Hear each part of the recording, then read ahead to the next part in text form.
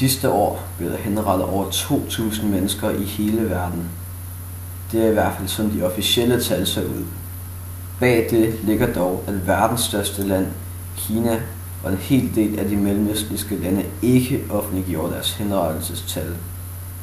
Derfor frygter man, at tallet kan være op til 10, hvis ikke 20 gange så stort. At der bare på et enkelt år henrettes så mange mennesker. Hvordan i alverden skulle det på nogen måde gavne jorden?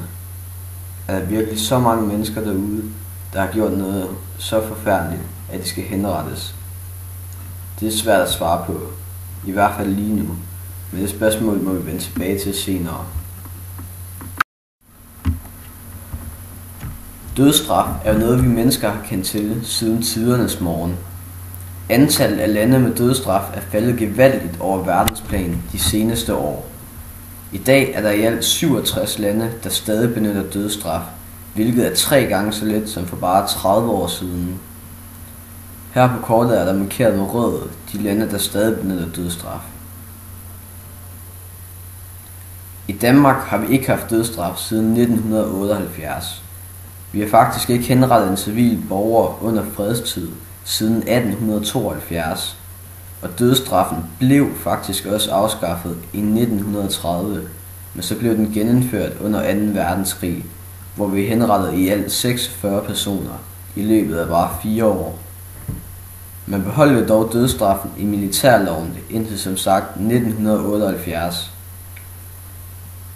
Ja, næsten hele Europa har faktisk afskaffet dødsstraffen, men vi kan hverken gå øst eller vest på verdenskortet uden at støde på det stik modsatte.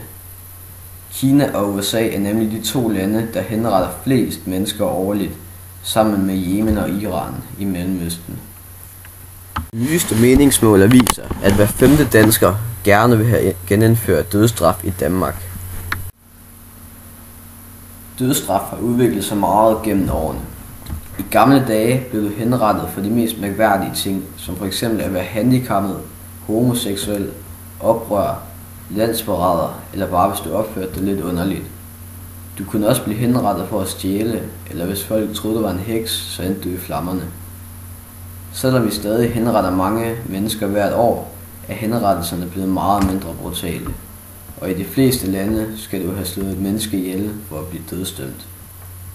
I stedet for at blive hængt eller halshugget foran hundredvis af mennesker, får du i dag en dødelig indsprøjtning eller bliver aflivet i den elektriske stol foran kun få pårørende mennesker. Så meget mindre brutalt kan man i hvert fald sige, at det er blevet. Men vi slår stadig folk ihjel i massevis, så på den facon har det jo ikke ændret så meget.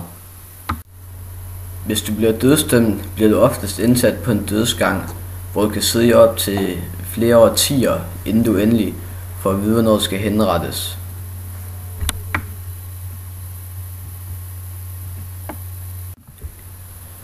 Why kill people? To show people that killing is wrong. Hvorfor skal vi slå folk ihjel for at vise, at det er forkert at slå ihjel? Kan det virkelig passe, at der skal så mange menneskeliv til, for at vise, at det er forkert at dræbe hinanden? Det virker jo fuldstændig sindssygt, men måske er det alligevel nødvendigt. Skal folk virkelig trues på livet og se, hvad der kommer til at vente dem, for at undgå, at de begår mord? For dødsdomme folk til at holde sig langt væk fra at slå andre ihjel? Går dødsstraffen virkelig ind og påvirker folk, så de ikke begår mord?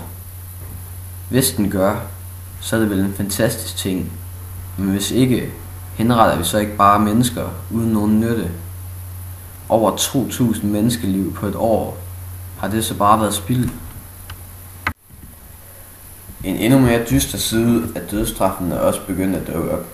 Man er nemlig begyndt at finde gamle sager, hvor det viser sig, at nogle henrettede ikke har haft nogen klare beviser imod sig, og nogle sager, hvor man med sikkerhed kan sige, at den henrettede var uskyldig. Fra år 1973 til år 1993 blev hele 1379 dødsdømte løsladt, fordi at beviserne mod dem slet ikke holdte. Det var alene i USA. Tænk engang, næsten 1400 mennesker, der i flere år havde siddet på dødsgangen, bare ventet på at blive henrettet, men så blev reddet på grund af, at beviserne mod dem ikke holdte. så kan man jo ikke lade være med at tænke på, hvor mange uskyldige, der er blevet henrettet. Et eksempel er den 42-årige afroamerikaner Troy Davis. Troy Davis blev i 1989 anholdt for mordet på civilpolitibetjenten Mark McPhail. Troy Davis blev henrettet den 21. september 2011 efter hele 20 år på dødsgangen. Efter Troy Davis' død indrømmede 7 af anklagerne, at de havde løjet, og sagde, at de var blevet presset af politiet og den rigtige morder. Det burde ikke være muligt, at uskyldige personer bliver henrettet, og det er jo desværre ikke første gang, at det sker. Da det oftest er fattige, der sidder på dødsgangen, har de jo ikke ressourcerne til at få de gode advokater, og man har endda set eksempler på forsvarsadvokater, der nærmest har optrådt som anklageren. Efter at have arbejdet med emnet dødsstraf, er jeg selv kommet meget i tvivl. Da jeg startede det her projekt, var jeg overbevist om, at dødsstraf gjorde verden til et bedre sted, og at det var den eneste rette dom for folk, der havde begået mord eller værre. Jeg synes stadig, at folk, der begår massemord, eller står bag massakre eller lignende, skal henrettes. Hvad end der foregår i deres hoveder, er og bliver ikke positivt på nogen måde. Og tanken om, at sindssyge folk som dem skal leve i et fængsel med mad og drikke, måske endda tjene penge på at fortælle om deres forbrydelse, og ja, at nogen endda skal have prøveløsladelse. Tanken om alt det gør mig ærligt talt rasende. Men betyder det, at jeg vil have dem henrettet? I så fald vil det så gøre verden til et bedre sted at leve. På den anden side er det så ikke lidt dobbeltmoralsk at henrette folk. Som Gandhi sagde, an eye for an eye makes the whole world blind. Skal vi tilgive alt, lige meget hvor slemme ting nogen forbrydere har gjort? Gør dødsstraf verden til et bedre sted? Ja, det mener jeg faktisk, den gør, men ikke på den måde og i den mængde, den bliver brugt i verden i dag. Jeg synes, det er for barbarisk, at der skal henrettes så mange mennesker hvert år. Men til enkelte personer mener jeg altså, at dødsstraf er den eneste rigtige straf.